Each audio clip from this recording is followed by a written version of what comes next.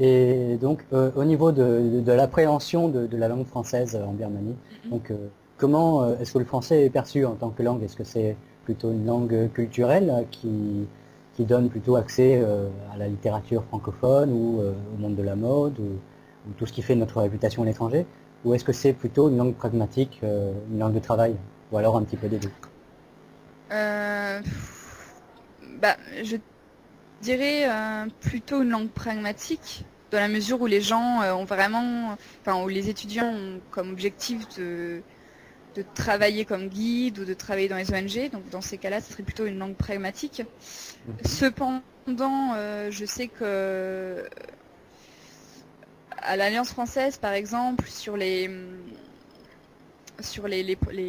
publicités de l'Alliance pour faire venir les étudiants, etc., on cherche à séduire. Donc, j'ai vu inscrit, par exemple, sur les publicités de l'Alliance française, apprendre le français, c'est apprendre une langue, c'est apprendre la langue de la mode. Je ne sais plus, comment c'était formulé.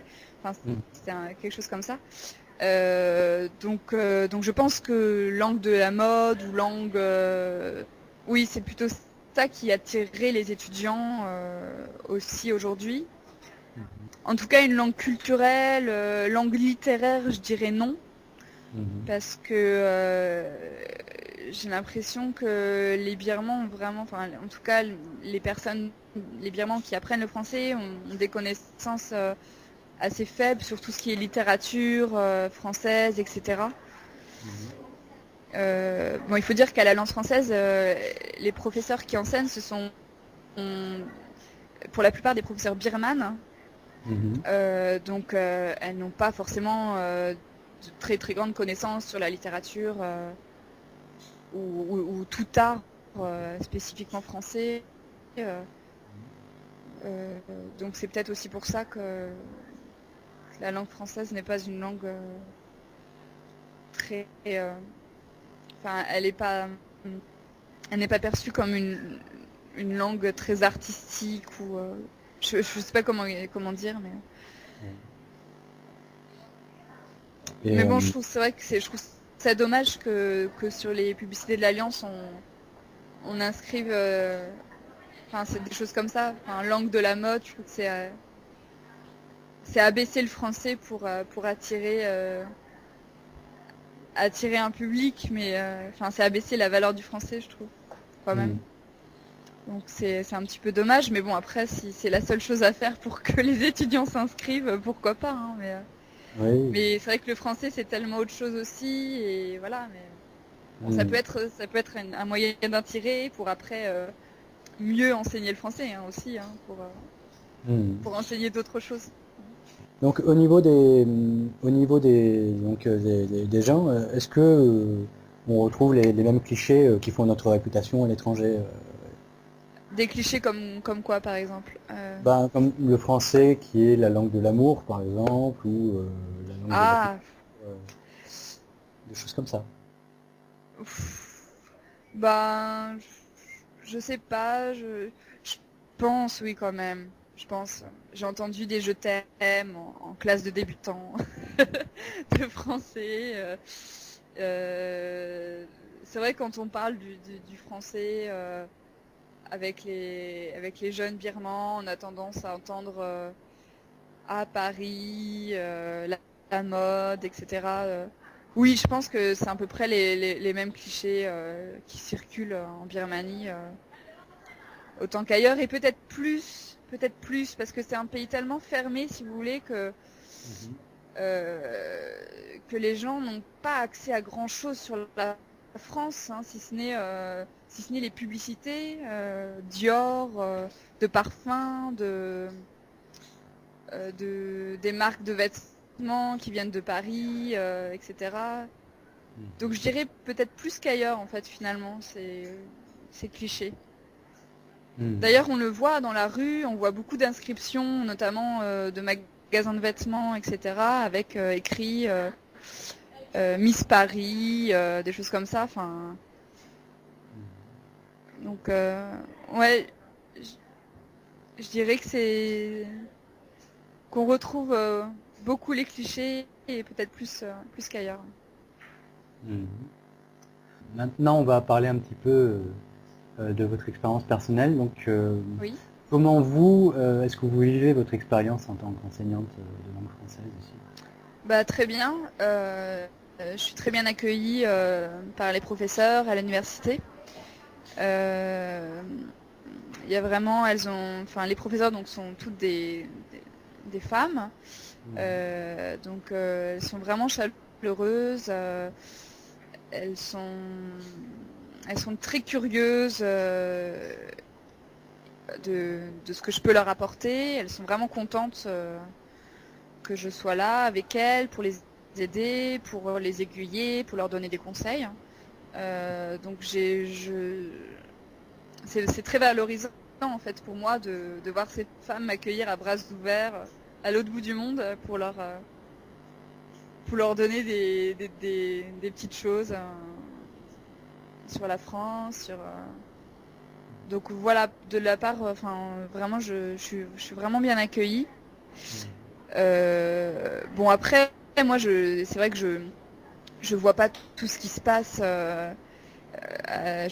derrière le décor en fait. Enfin si vous voulez, moi je suis stagiaire à l'université, je suis pas considérée non plus comme une vraie prof, donc j'ai une marge de manœuvre que quand même beaucoup plus large que les professeurs Birman à l'université, hein. Elles sont tenues, comme je vous l'ai dit, de faire des heures de présence, des heures de surveillance, d'être à l'université dès 7 heures, parfois le matin.